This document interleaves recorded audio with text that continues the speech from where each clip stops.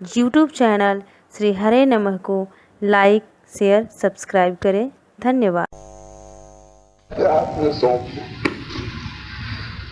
प्रभु का है तो प्रभु के हाथ में सौंप दें।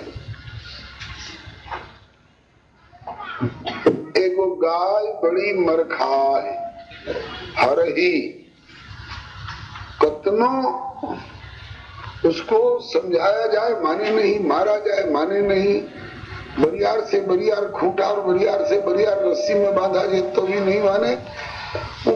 खूंटा उखाड़ करके रस्सी पगा तुरा करके और खेत चरने चली जाए, खेत चरने चली जाए।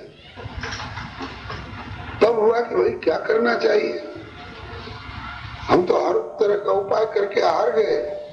तो बोले कि पंडित जी को दान कर दो। बोलो भक्तवत्सल भगवान की जय। पंडित जी को दान कर दो, पुरोहित जी को, पुरोहित जी को दान कर दिया। अब बताइए उस हर ही गाय को खूंटा उखाड़ने का और रस्सी तोड़कर और खेत चरने का उरहन दान करने वाले के पास आएगा कि जिसको दान कर दिया गया है उसके पास जाएगा? व्यवहार की बात है, किसके पास जाएगा उरहन? पंडित के पास जाएगा ना। हमारे पास कोई आए, महाराज जी गाय हमारे खेत चर गई, तो हम कहेंगे सरकार अब हमार गाय ना रह गई। तो किसकी हो गई? बोले पुरोहित जी की हो गई। अच्छा तो जाते नहीं पुरोहित जी की खबर ले। बोलो भक्तवत्सल भगवान की जय। इसी बात को ठाकुर जी कई जगह माम एकम शरणम ब्रज करके मेरी शरण हो जाओ। शरण में होने का तरीका यही है। खाली कंठी बंधवा लिए, तिलक लगवा लिए और कान फुकवा लिए, यही दीक्षा और यही शरणागति नहीं है। आज से मैं और मेरा कहलाने वाला सब कुछ प्रभु का था पहले से। हम बेकार में अपना मान रहे थे, था पहले से प्रभु का। हम बेकार में अपना मान रहे थे। तो अपनापन वाली बीमारी छुड़ाने के लिए गुरु जी ने कहा कि चलो अब तक मानते रहे हो अपना और उसका फल भुगतते रहते हो। द्वयक्षरे भवेन मृत्यु हो, अब त्रिक्षरे अमृत मसनुते का आनंद ले। कर दे उस मैं को अर्पण प्रभु के चरणों में, कर दे उस मम को प्रभु के चरणों में अर्पित। उसके बाद अब ओरहन आएगा तो तेरे पास नहीं आएगा, वो किसके पास जाएगा? पंडित जी माने प्रभु के पास जाएगा।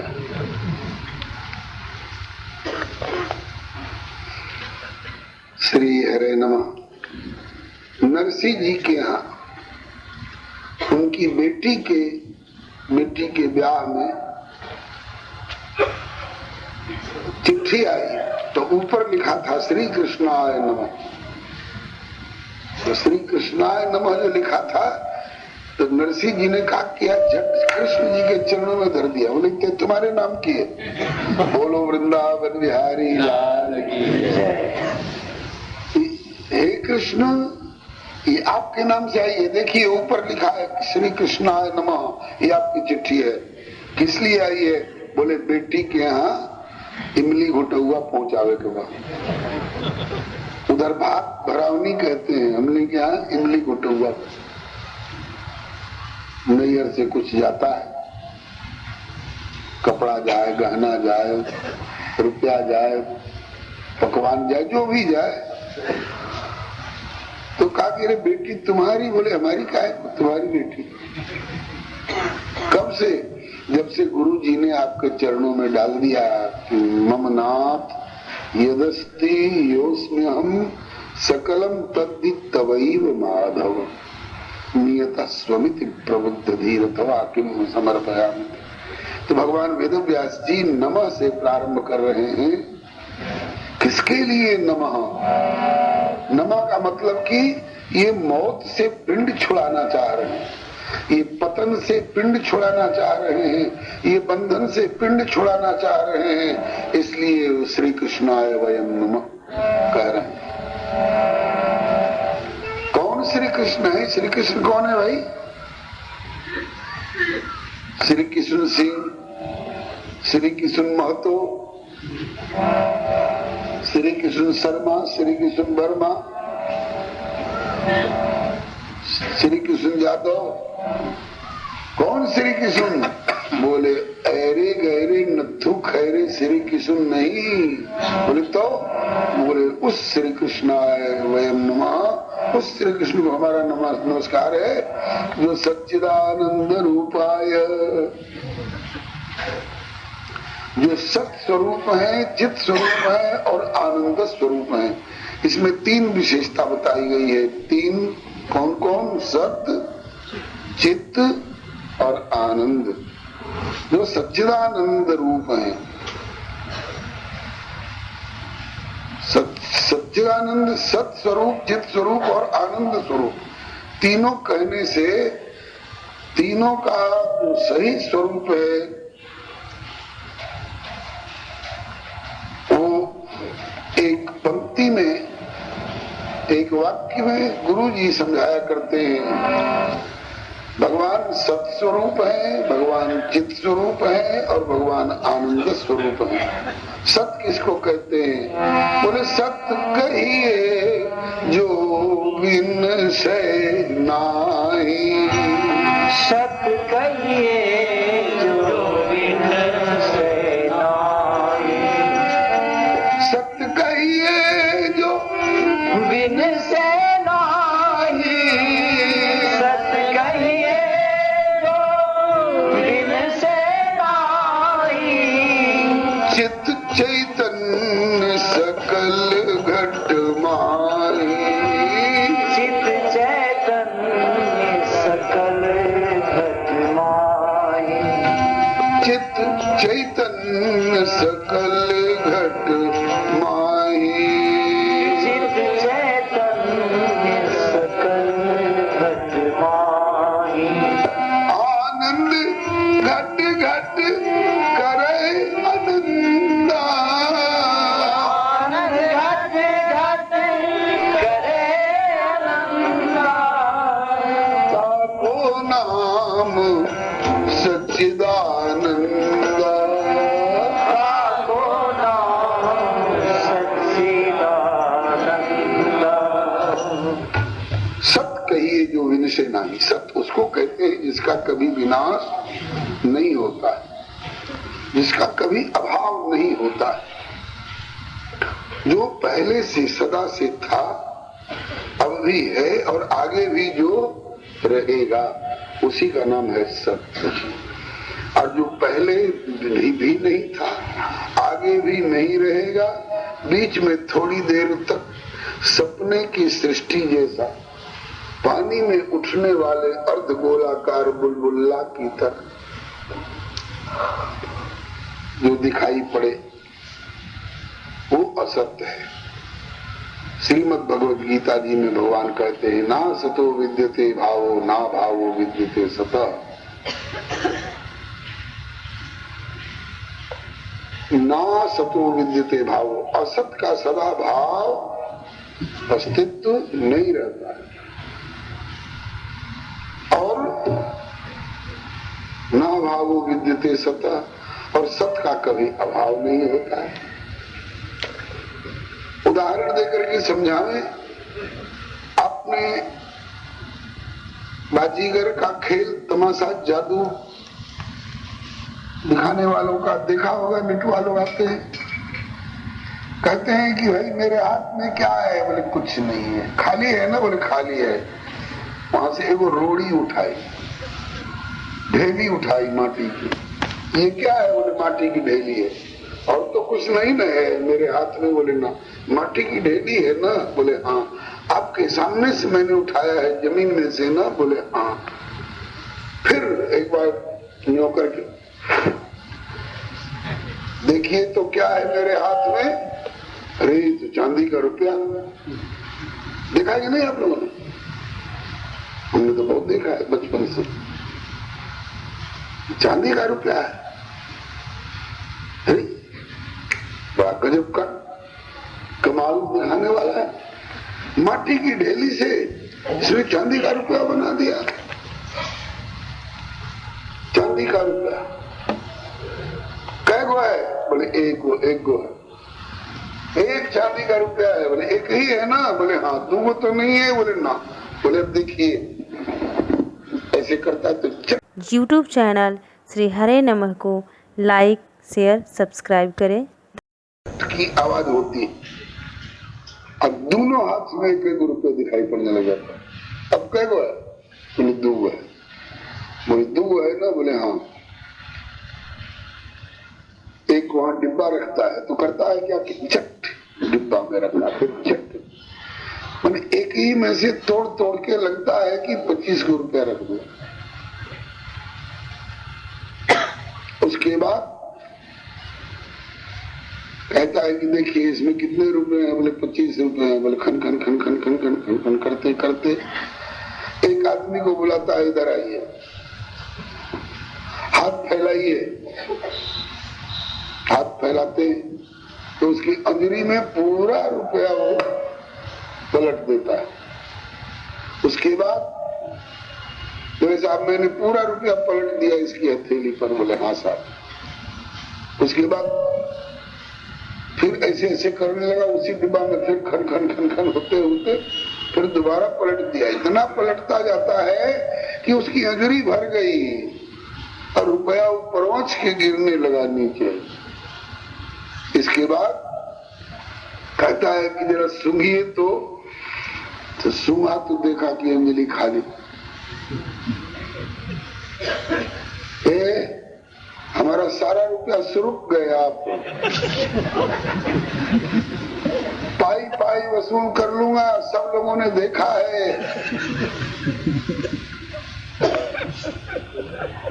कहाँ लेके चले गए? कहाँ रख दिया सब? बोले हमने तो लिया नहीं। झूठ बोलते हैं, हम निकाल लें, पाई पाई बरामद कर लेंगे। तो क्या करता है? उनका कान पकड़ के ऐसे करता है तो लगता है कि कान में से रुपया झड़ रहा है। उसका नाक पकड़ के ऐसे करता है, नाक में से रुपया झड़ता हुआ दिखाई पड़ता है। और तो और उसका अंगूठा लेके ऐसे करता है तो उसमें से रुपया झड़ता हुआ दिखाई पड़ता है। और तो और उसका पीछे का पुछटा पकड़ के ऐसे करता है।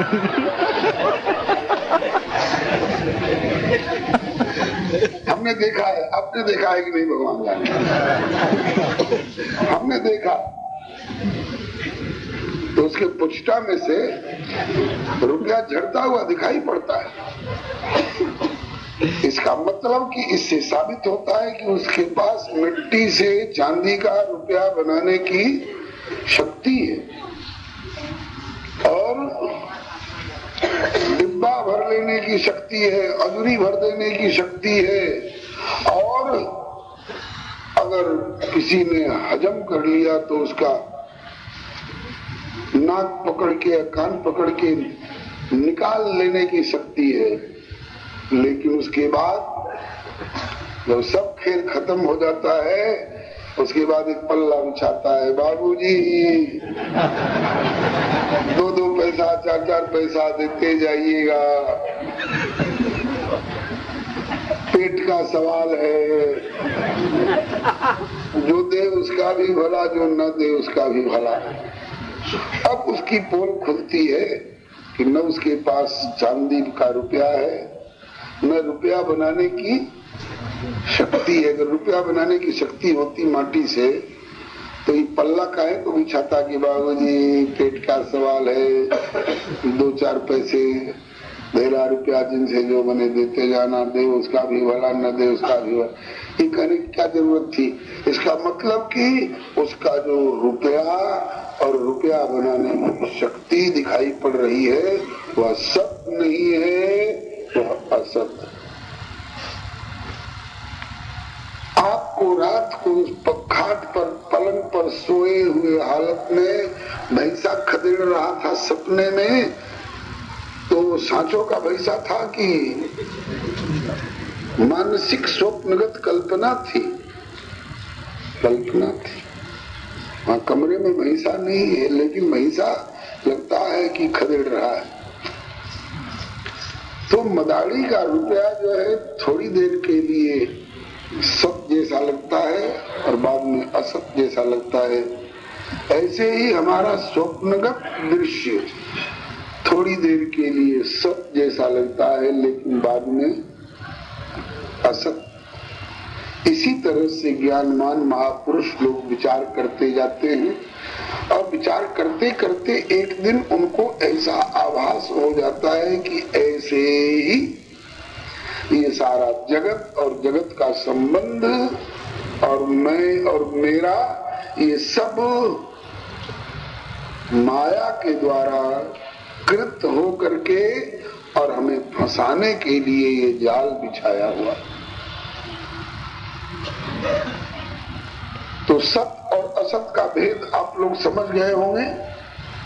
हमारा शरीर सत है कि असत है? माँ के पेट में आने से पहले शरीर था। ये हाथ कान आंख नाक मुंह ये था, माँ के पेट में आने से पहले नहीं था। और चिता में जाने के बाद रहेगा क्या? नहीं रहेगा। इसलिए शरीर को असत कहा जाता है। असत पदार्थों से बना हुआ है और स्वतः में भी असत है। सदा अस्तित्व नहीं इसका रहने वाला है। कुछ दिनों के लिए, कोई 5 वर्ष के लिए, कोई 25 वर्ष के लिए, कोई 75 वर्ष के लिए, कोई 100 वर्ष के लिए, कोई 105 वर्ष के लिए, इतने ही के लिए ये शरीर मिला हुआ है। माँ के पेट में आने से पहले भी नहीं था और चिता पर जाने के बाद भी ये शरीर नहीं रहेगा। इसलिए शरीर असत है और इसमें जो आत्मा है, जीव चेतन, वो माँ के पेट में आने से पहले भी था। चाहे स्वर्ग में रहा हो, चाहे नरक में रहा हो, चाहे किसी शरीर में रहा हो, आत्मा पहले भी था। अब भी आत्मा इसमें है और शरीर से निकलने के बाद, चिता में शरीर को फूंक दिए जाने के बाद भी आत्मा का अस्तित्व रहेगा। आप दावा कर सकते हैं कि फलाने के शरीर को हम फूंक ताप के आ रहे हैं, लेकिन फलाने की आत्मा को फूंक ताप करके आ रहे हैं, ये कोई दावा नहीं कर सकता। तो शरीर असत है, आत्मा सत्य है। इसी तरह से ये दृश्य जगत जो है, ये जैसा आज दिखाई पड़ रहा है, परसों नहीं था ऐसा और अगले परसों भी ये ऐसा नहीं रहेगा, परिवर्तन होता रहेगा। हम एक बार श्री भोली बाबा के प्रेरणा से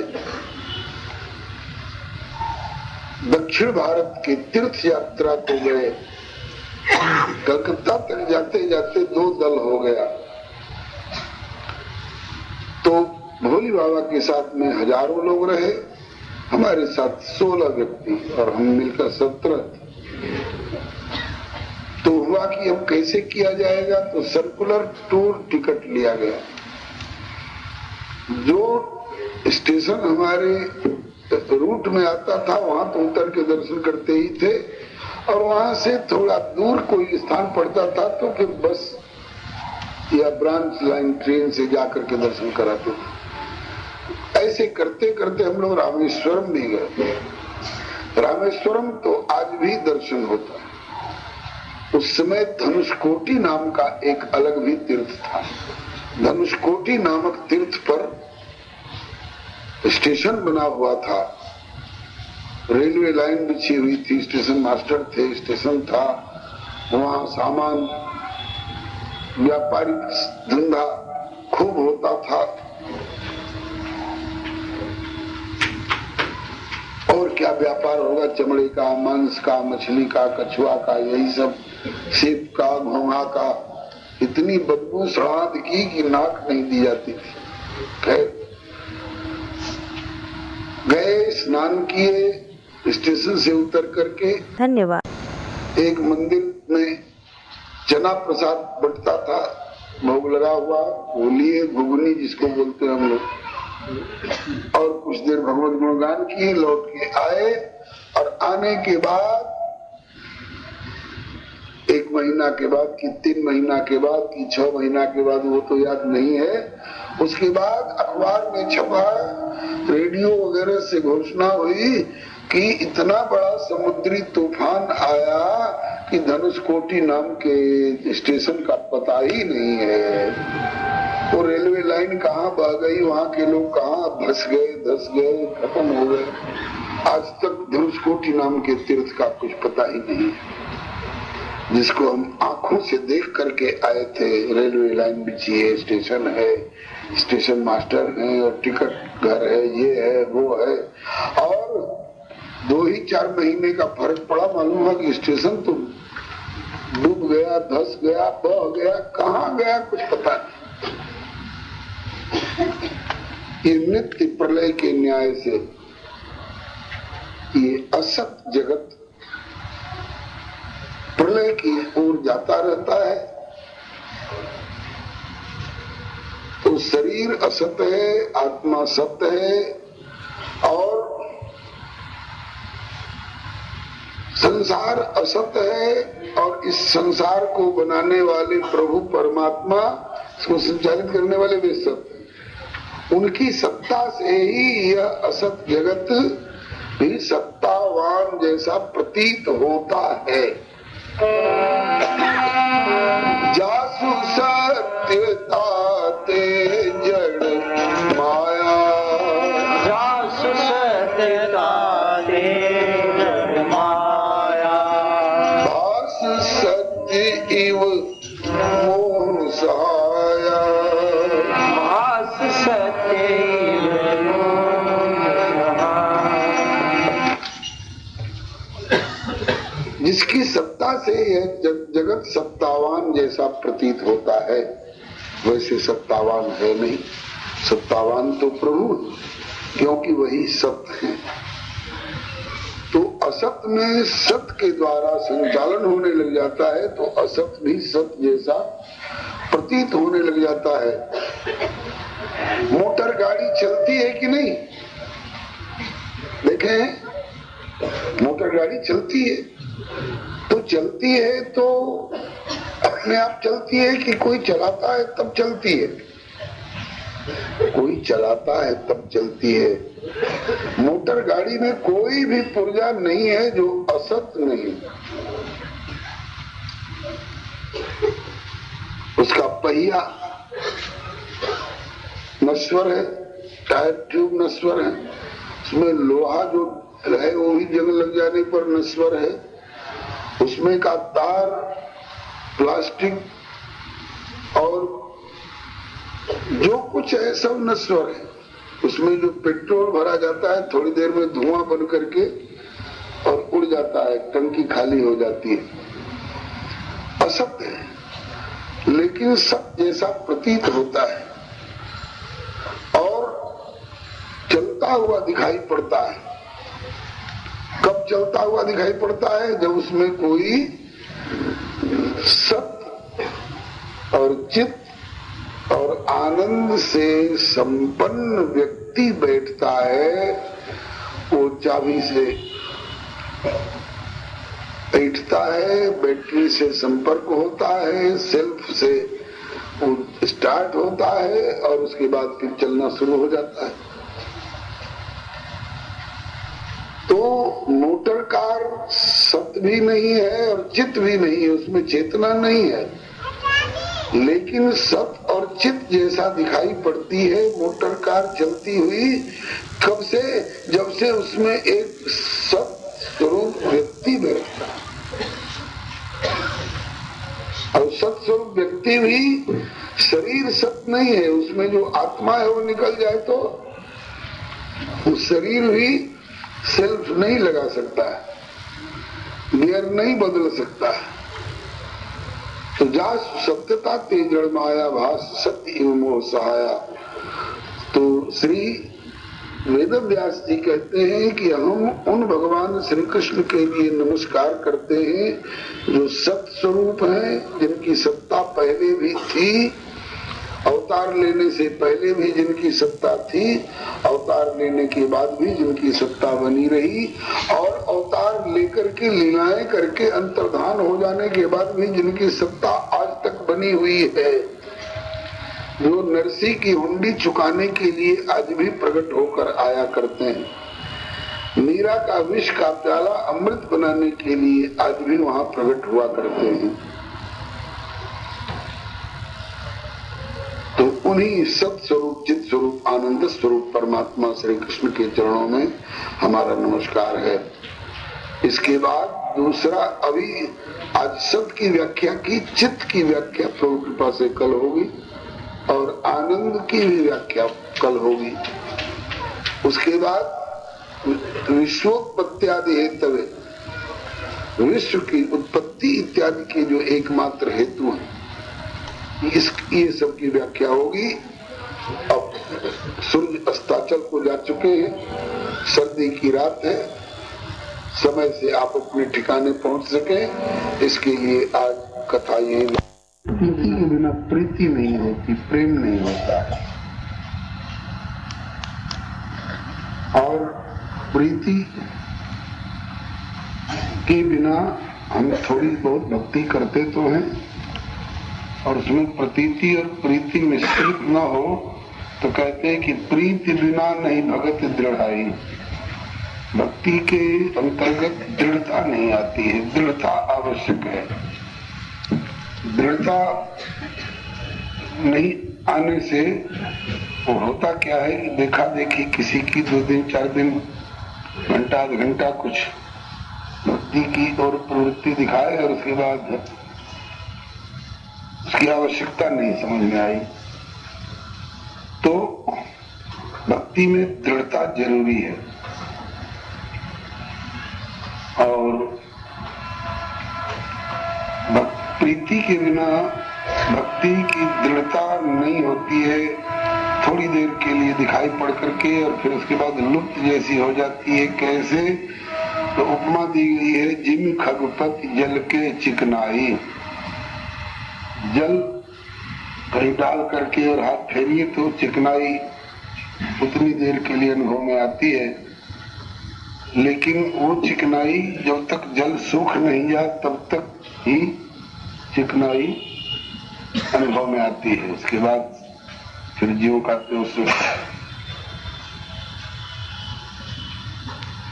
तेल की चिकनाई तुरंत 10 मिनट में मिटने वाली नहीं होती, लेकिन जल की चिकनाई ज्यादा देर तक टिकने वाली भी नहीं होती है।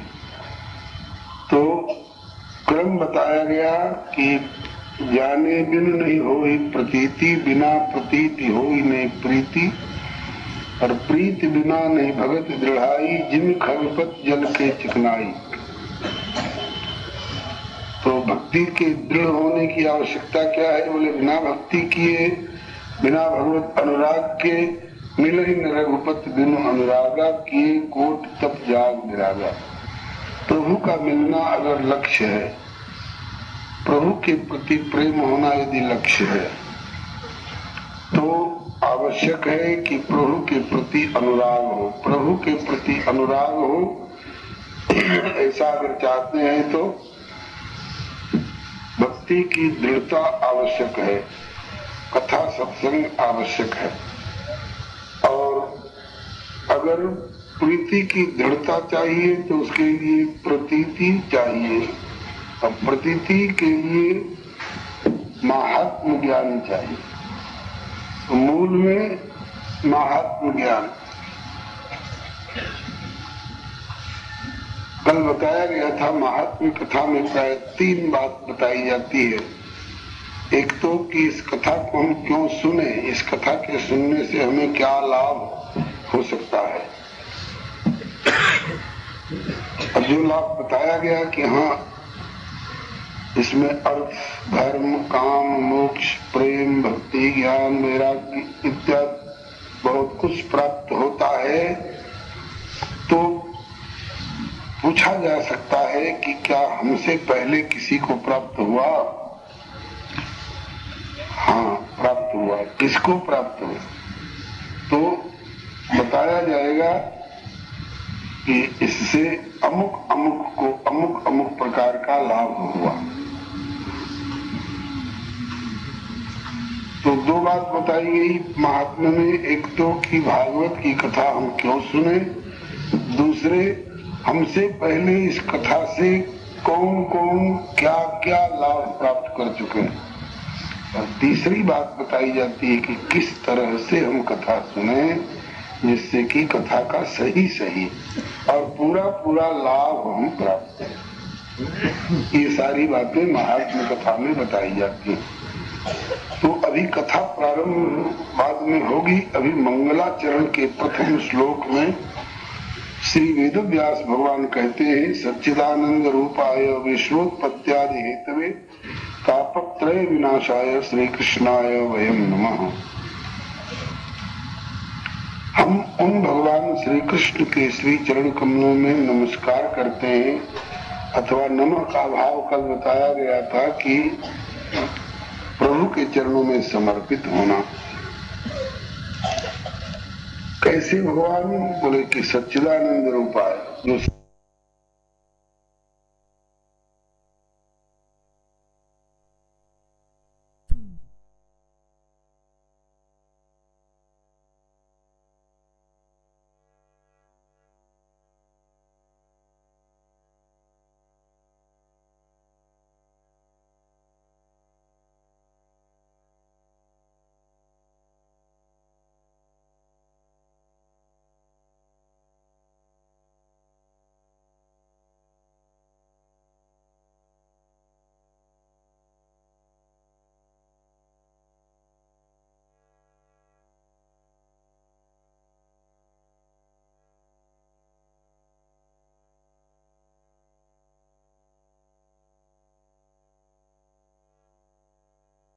यूट्यूब चैनल श्री हरे नमः को लाइक शेयर सब्सक्राइब करें। धन्यवाद।